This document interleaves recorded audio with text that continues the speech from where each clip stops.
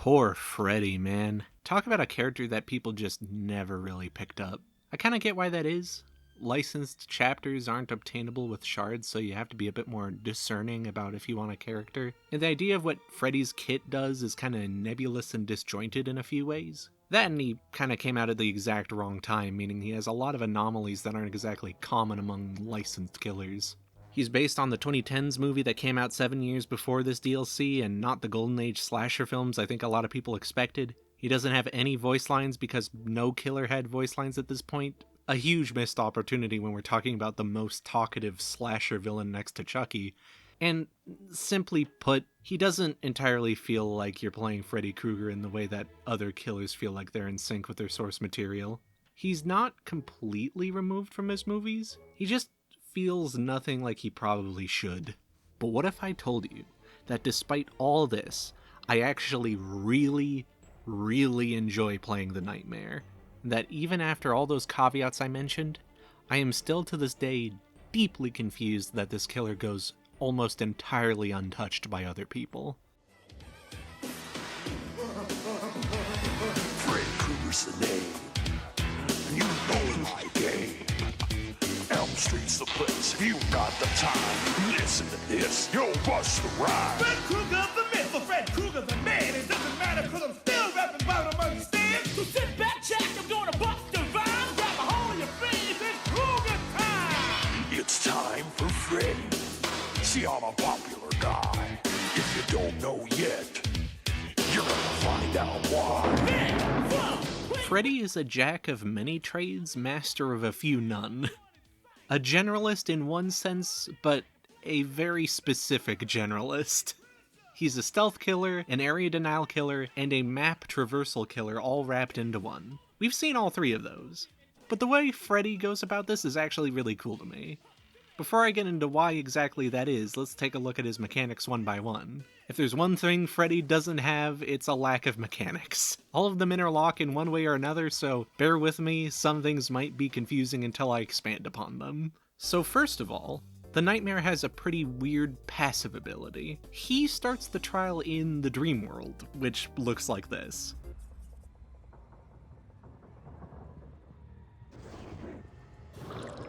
I can't tell if it is day or night. That's bright as hell, isn't it? I don't know if this makes things actually brighter for the map or if it's about the same thing as an added tint to the skybox, but either way it looks pretty cool, and it's part of something bigger. You see, while you're in the dream world, survivors are not. When survivors are awake, they hear your terror radius, but you're a bit harder to track visibly. As in, you are completely invisible to all survivors if you are over 32 meters away from them, and flicker in and out of existence every couple of seconds when between 32 and 16 meters away from them.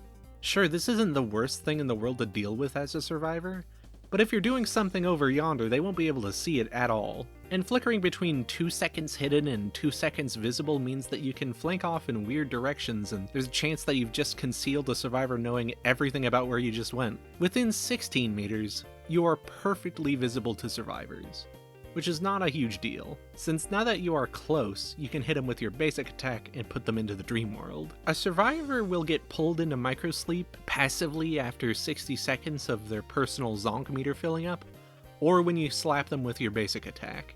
That might sound confusing, but just imagine being in the dream world as being a status effect and it makes a little more sense.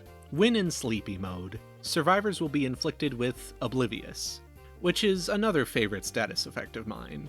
Oblivious is a status that makes specific survivors unable to hear your terror radius or be affected by it in any way. It doesn't hide your red stain from them, but it does act as a way to make chases generally harder to manage for the inflicted survivor. Like, if someone loses track of you, and they have Oblivious, they'll have no way to figure out where you are unless they guess or catch a glimpse of your mood lighting. That or aura reading. Undetectable hides this, but not Oblivious. That said, you are fully visible to survivors in the dream world. And you have exactly one audible tell. You have a lullaby much like Huntress, a non-directional audio that warns survivors you are near but doesn't really tell them how close you are. All this to say that survivors in the dream world are gonna have to guess where you are in some chases, as they will have imperfect information on where you are at any given moment. It also means they are susceptible to dream snares. all that stuff I just talked about, that was just passive stuff. Let's take a break to talk about the things you can actively do to people as Freddy. At any time, and with a minimal charge up and slowdown, you can place a dream snare. A big red circle of bad sauce. This is a trap that you can place on any floor. It doesn't have to be perfectly level, just anything you could call a floor of which a survivor can stand on. It isn't totally fixed to your immediate position either. You can aim a bit of ways to place it a few feet ahead of you. This is great because setting down a trap takes no time at all. You can get a trap started in less than a second, and when you hear that cool little whum sound, you know it's done cooking and it's ready to use. You only have 5 to place at a time, but they're like hag traps in that you can place one when all of them are out and it just removes the oldest one. This means when running around looking for people, it isn't a bad idea to just place some random traps. They might just come in handy if you find someone. Survivors who are awake can't see these traps and aren't affected by them in any way.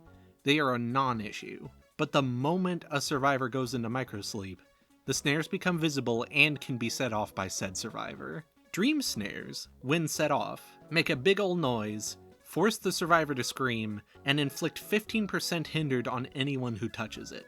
Hindered is the movement speed slowing status effect, by the way. It can vary in how intense it is depending on the specific percent it lists, which makes it pretty diverse as far as status effects go. Snares chomp 15% off of a survivor's movement speed, which is pretty significant. A cool quirk of dream snares is that they don't just affect the survivor who sets it off. Any micro-sleeping survivor that touches an active dream snare, which lingers for 5 seconds by the way, is slowed while in the circle whether they were the first to touch it or not. Not only that, but if the survivor moves out of the deceptively large circle, they are still hindered for 3 seconds afterward. Basically, if a survivor touches a dream snare, they're gonna be moving at walking speed when they should be running. By its nature, hindered is a status effect that can either be a tiny problem or the biggest problem in the world depending on where you are compared to the killer. Being slowed down for a few seconds isn't so bad if the killer is on the other side of Ormond Resort. The most that a cross-map trap triggering can do for Freddy is let him know where people are. You can't really act on the hindered application if he's too far away, and his map traversal tool, of which we'll get into soon, is much too slow to get to someone while they're still slow.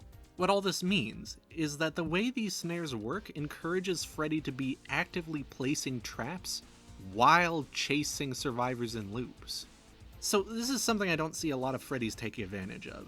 I feel like Freds tend to plonk down traps when out of chase and just move at people when in a chase because they're used to how a normal trapper-style killer works. Forget that when playing Freddy. Freddy snares are to be used in ways entirely different than other traps. Take a look at this for example. This person has a pallet, which is good for them. If I put down a snare near the pallet, they can still use it for distance even if they are slowed down, because it affects movement speed and not action speed. So what do?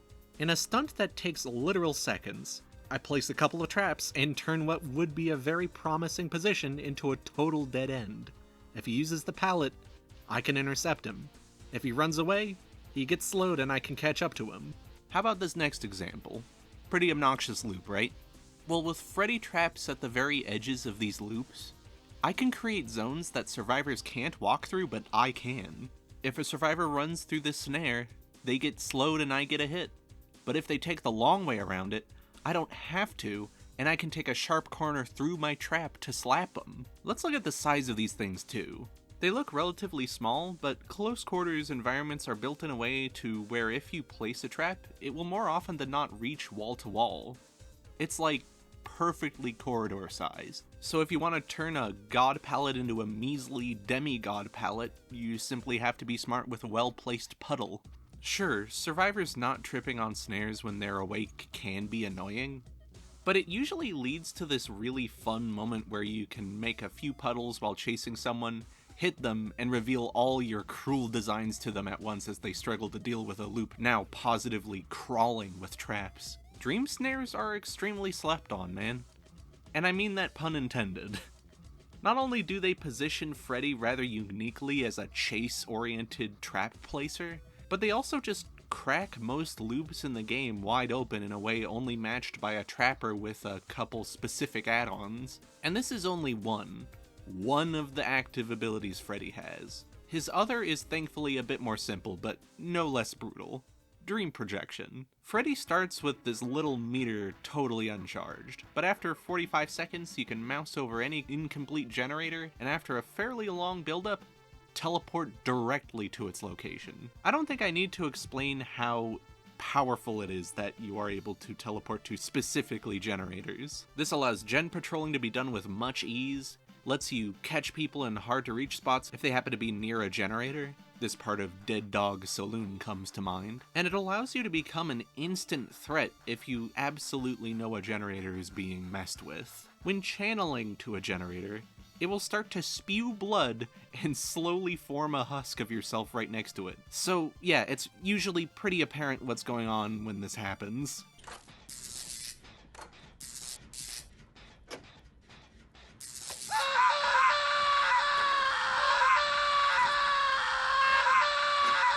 Okay, maybe it was the other wire. Being loud and obvious, you aren't exactly going to catch people off guard with this thing, but you will make a panic moment of, oh fuck, I gotta hide, for everyone close to your currently anemic engine. Heck, you don't even need to commit when you do this. You can make a generator bleed for a bit to scare people off of it and cancel just to mind game them. This is especially dastardly if you have a perk like Ruin. You gotta deal with a quick 10-second cooldown after you fake someone out, but hey, a 10-second cooldown is better than a full 45-second one. A limitation of this would be that you can't teleport to any complete or blocked generators. The common rule is a generator has to be able to be repaired if it is to be usable as a fast travel spot. This sadly means you have 0 gens to teleport to endgame, which is pretty raw, but like, I guess that makes sense. The other limitation is that the cooldown is pretty nutty. Not having this at the start of the game definitely keeps Freddy in check, but it is something I absolutely feel when I am itching to find people right as the game starts. That said, there is another wrinkle to teleport, being that for every survivor currently asleep, 15% of this ability's cooldown time is shaved off, up to 60%. This fluctuates wildly depending on who is snoozing and who is not, but being able to, at times, have a 27-second cooldown instead of a 45-second one is pretty bonkers. So, if you're a survivor, and being asleep is such a massive boon to Freddy Freaker over there, how do you deal with it? Well, there are actually several ways to get woke. The least desirable one would be missing a skill check. The moment you fuck up, you wake up. Simple as that. Though worth mentioning is that the thing that wakes you up is specifically the missed skill check, not any blowing up of generators or dropping the gauze animations. You could keep yourself concealed with certain survivor perks while still waking up, but the percentage loss is still gonna apply, so this is definitely a last resort. The middling option is to find another survivor to clap at you.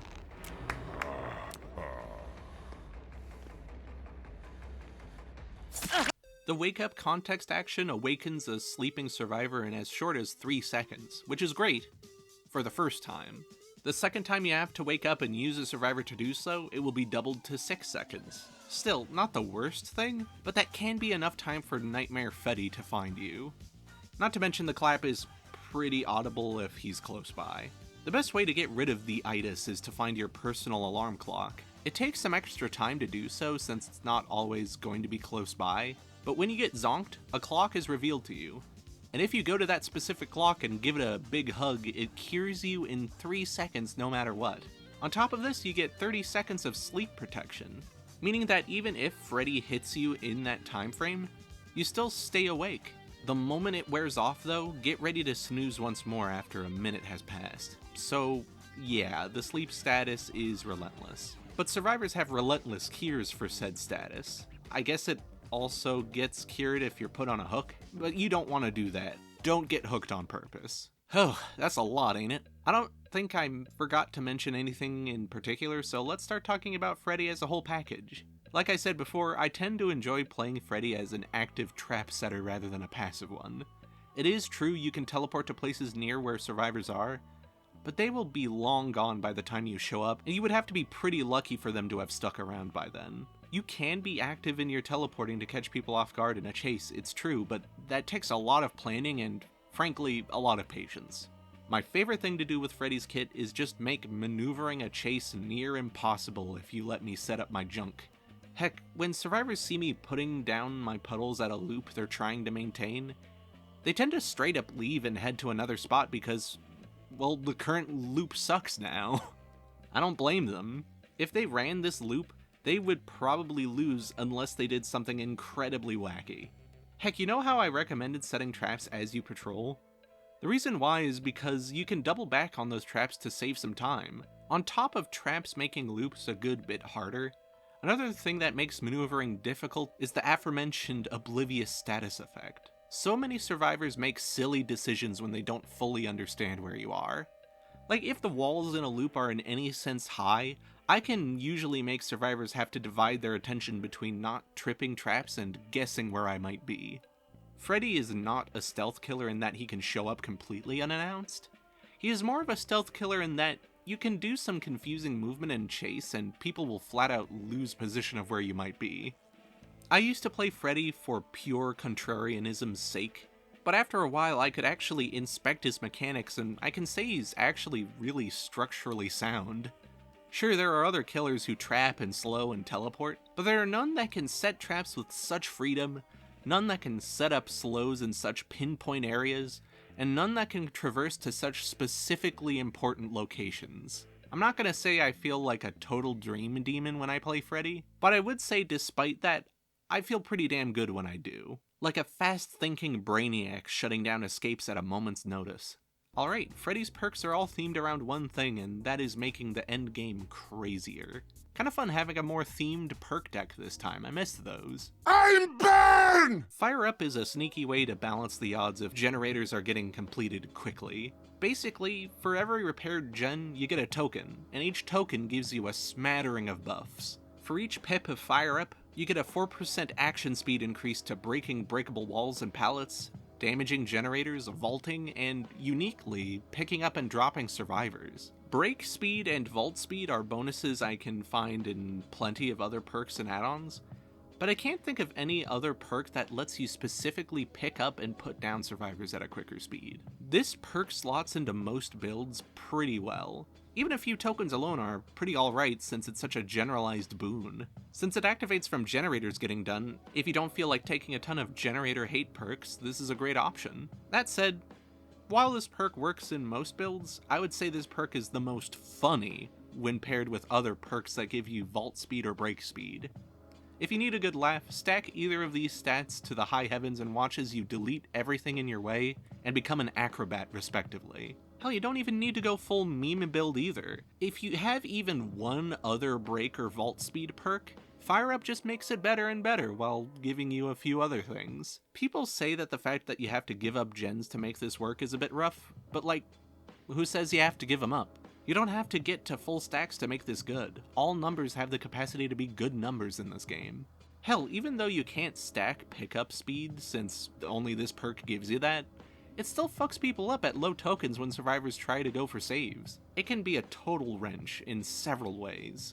Remember me. Remember Me is quite brutal, but quite fun to use.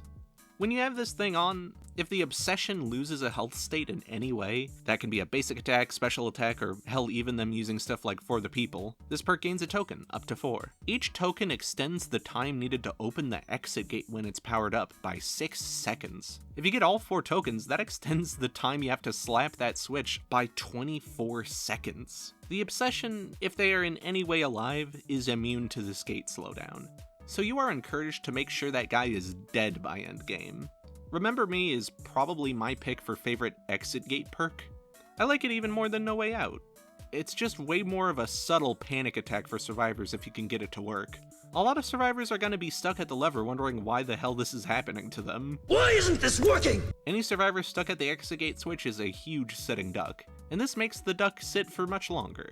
You don't even have to focus down the obsession to make this work well for you. Even while spreading out your pressure, you will most likely naturally have 3 to 4 tokens by endgame. It's simple in what it does, but 24 seconds added to exit switches that aren't being opened by the obsession is crazy as hell depending on how active you are with making sure people stay put. A lot of survivors like to 99% the gate so that the collapse isn't going off when you're trying to usher people through, and this perk hurts those types as well. They gotta sit there preparing that switch for so much longer. Quick thing about that though, survivors, there are very rarely moments you should be doing that. If you are a hurt survivor running for an exit gate, having to tap that switch before running through could be the death of you. I know I'm a killer main, but trust me, Blood Warden isn't that common. Speaking of which, only Crash Bandicoot can unlock this zone. Blood Warden is about turning the game around at the very, very last moment. The first thing it can do is show you the aura of anyone in the exit gate zone. You know, the little hallway between the gate itself and the touchdown line, as it were. This isn't the most crucial thing ever on its own, but if you're a fan of people watching and enjoy watching the escapades of those weirdos who won't leave, this can be kind of funny.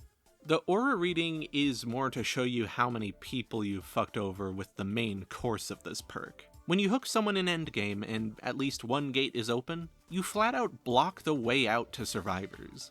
A big fucked up wall just shows up and stops people from leaving. And it stops people for a whole goddamn minute. This can turn your games around real quick. For instance, in this footage, I would have only killed this guy who I hooked and everyone would have left. But while they were busy vault spamming and filling my ears with long distance pings, I activated Blood Warden. Now I get you for 1 minute. Sure, it won't usually give you time to literally kill everyone, but it turned my 1 kill game into a 2 kill game just by existing and giving me that one last hook. That aura reading is great for knowing who you fucked over, but also people who foolishly try hiding in the exit gate zone when you go to check in on it. And hilariously, if endgame collapse is far enough along, Blood Warden can effectively trap survivors in the trial until they die by timeout. I love this perk, but I also have a ton of trouble making it work for me. Mostly because it has such a specific moment to do its thing, people 99 gates specifically to counter this rarely used perk, and on top of that, I might be simply too epic. I gotta say, one of the biggest boosts to my self-esteem has been trying to make builds specifically designed to only really help in endgame, and still winning before the exit gate could even be touched. As Freddy, a character people routinely underestimate.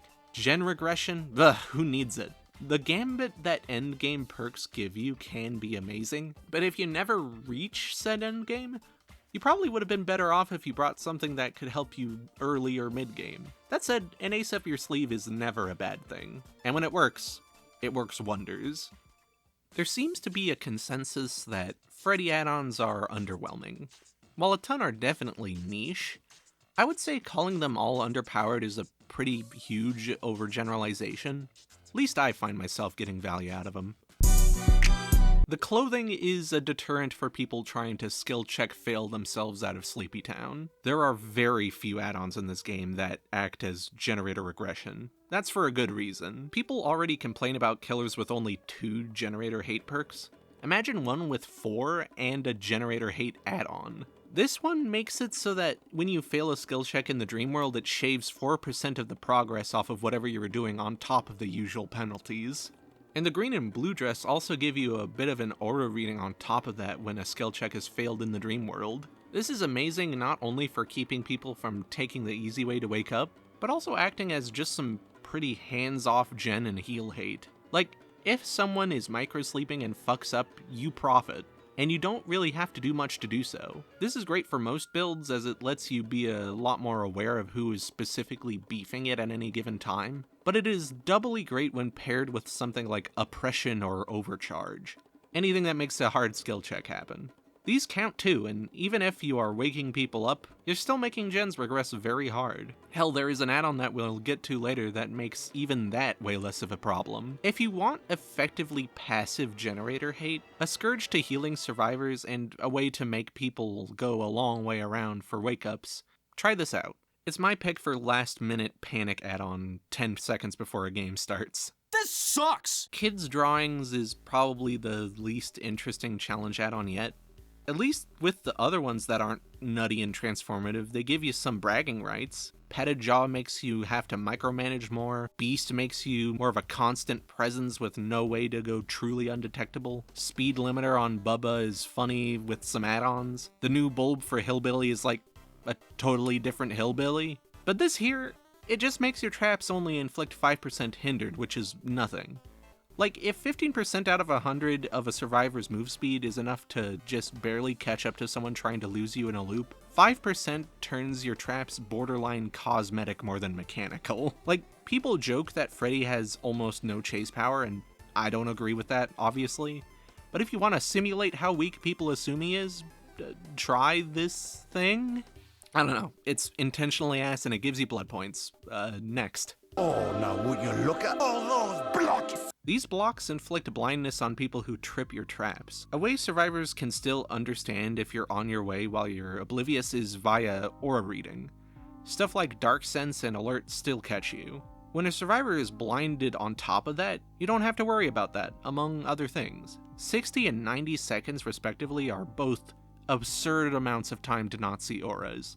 And on top of the usual reasons blindness is good, being a stealth adjacent killer like Freddy allows you to rest easy when you see someone trip a trap across the map. Like, oh, they have effectively zero way to understand where I'm coming from, that's nice. It gives idle traps that hit people across the map something to do. It doesn't block the aura of your alarm clocks, which, like, fair.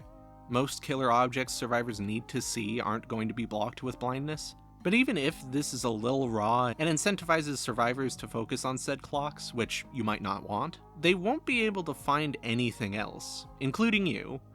A minute and a half of that, for the crime of touching one of your circles. I think they even stack. It's false. No way. Not this time. We created it. Not this time. No. So, these add-ons do something kind of extremely strange. They don't just modify your snare ability, they replace it with a different mechanic entirely. Instead of 5 dream snares, you get 7 dream pallets. Dream pallets are fake pallets you can place in the environment in any spot there could feasibly be a pallet. These can be places where one didn't spawn or spots where you broke an existing one. Once placed, these things are indistinguishable from real pallets aside from the possibility of having some debris from a previous pallet under it.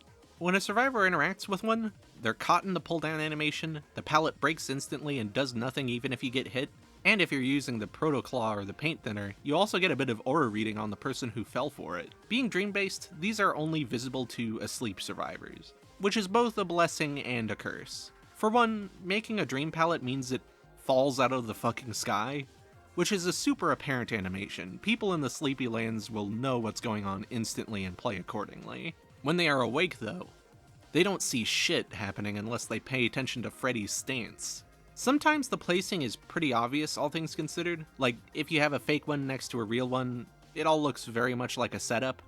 But think of it this way. Ah, you have fallen into my trap. Now as you gaze upon my paths of 2, one shall bring salvation, and one ruin. This is which is the real one, and which will seal your fate. Also, if someone is trying to be smart, pre-dropping shit and using up fake pallets, you will still get aura reading on them, and like, they're pre-dropping pallets across the map. That isn't the best thing to be doing in any situation. You can even just walk up, break those pre-drops, and make a new fake one that someone else can find and try using. Even if a team is well coordinated and is using comms, they can't know everything. Some pallets might look fake but are real, some might look real but are fake. Hell, some might have been real at some point and became fake. You can muddy the waters further by making your movement around these slabs erratic, acting as if they were real and giving a false sense of hope. Being good at the limited acting tools this game gives you is key with dream pallets, and I think that's why people kinda tend not to use them. Like, would you rather use a dream snare, something that has a very mechanical reward, or a dream pallet, something with a reward that, all things considered, is pretty vibes-based? Like, if you aren't going to commit to the bit with dream pallets, it's gonna be one hell of a downgrade. But if you are silly like me and consider it just as good in some situations, please try it. It's so fun to trick people. There are very few things that are more satisfying than having a survivor try to bonk you with a fake pallet it phasing right through you, and the survivor realizing what just happened as you wind up for a free hit. Oh, also, it works with the blocks that make you blind, by the way. It isn't specifically synergistic, but it means that pre-dropping folks will have even more of a disadvantage. Killer instinct. These blocks do a totally different thing than the other ones. Heck, they used to be status effect blocks too. They did weird shit like inflicting hemorrhage on healthy people. I have no idea why that would be good, but now they're a bit more conventional. When you teleport to a generator with projection, all survivors within 16 meters are detected with Killer Instinct for a good chunk of time. Killer Instinct is a strange case. It's like the middle ground between a more precise method of tracking like aura and a more vague method like blood or scratch marks. Basically, it provides killers with these periodic visual pings and really apparent heartbeat sound effects that combine to let you know where someone is, but not exactly what they're up to.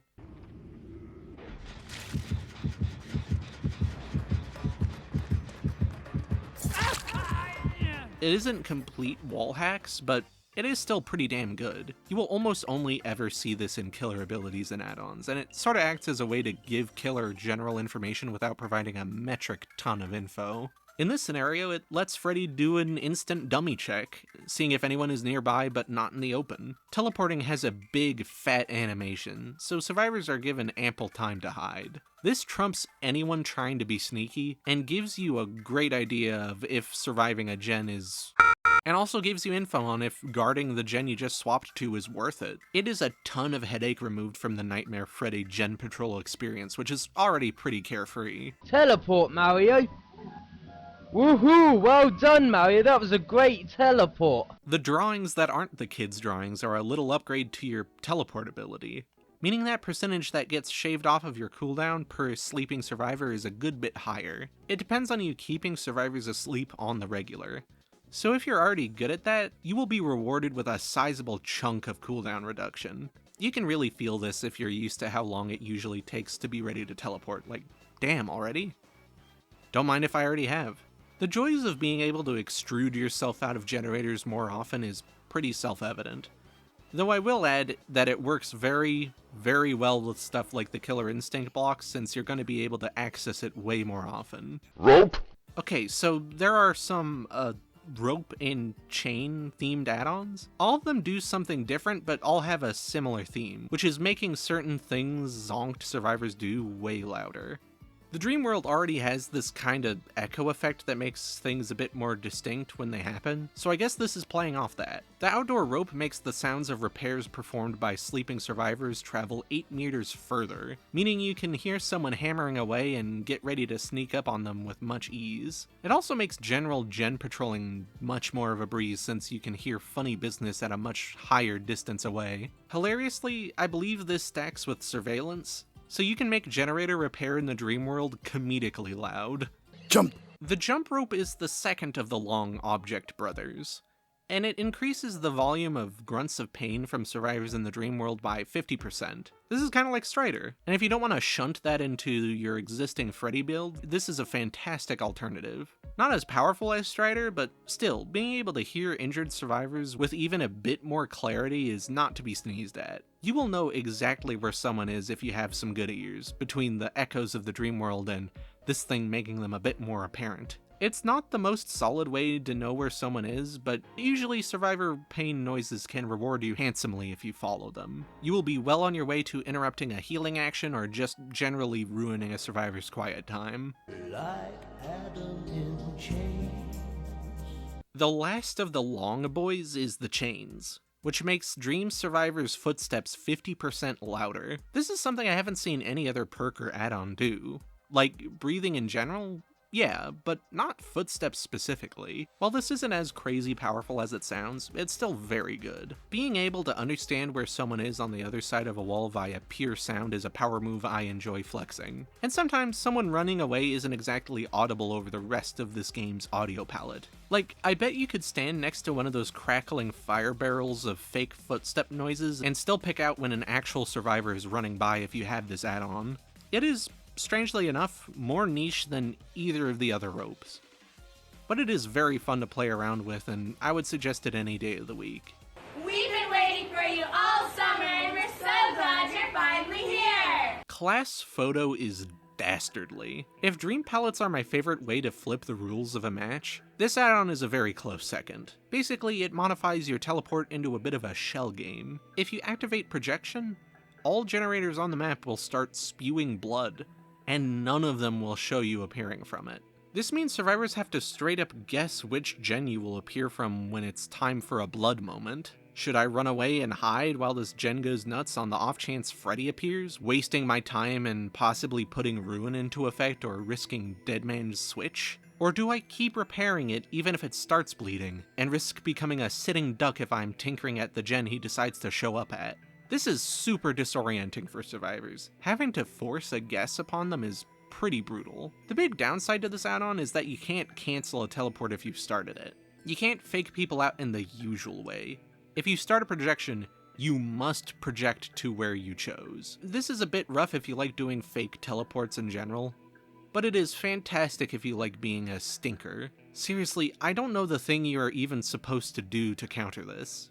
You just guess. And I assume it's not talked about, specifically because nobody seems to play Freddy. I hope this doesn't get nerfed, to be honest. This is an exciting and dread-inducing guess and not a boring, super overpowered one, though the definition of boring in multiplayer video games has become very obtuse. I can take whatever pill I want. Whatever pill I desire is mine. The pills affect something we haven't talked about in a while, and that is your strange flickering invisibility. With this thing equipped, your range for flickering is changed to 12 to 24 meters from survivors, and your range for being completely invisible is changed to 24 meters and onwards. This is pretty significant. It isn't going to win you games on its own, but it will absolutely confuse the hell out of survivors in a unique way. This won't affect your terror radius at all, but it will make it so that people trying to pinpoint where you are will have a worse time actually understanding if you are afoot yet. The other part of this add-on is pretty funny too, making you completely invisible to awake survivors when carrying someone. This can make flashlight saves a bit harder to perform, but it's more just for flavor, admittedly. It can make some perks like Agitation and Mad Grit really disorienting though. Overall, this is just a nice bit of passive confusion to inflict on survivors who assume that they have figured you out. Go ahead and put this on and make yourself a hands-off double-take machine. Oh, me so sleepy. Red Paintbrush is pretty damn powerful. Okay, so first of all, it starts the match with everyone already in the dream world, so you don't have to wait the usual minute before sleepy time occurs. And on top of that, it makes your projection ability charge up faster because, well, everyone's asleep. Your first teleport on game start doesn't come faster, but the ones afterward do. This is already pretty powerful for early game.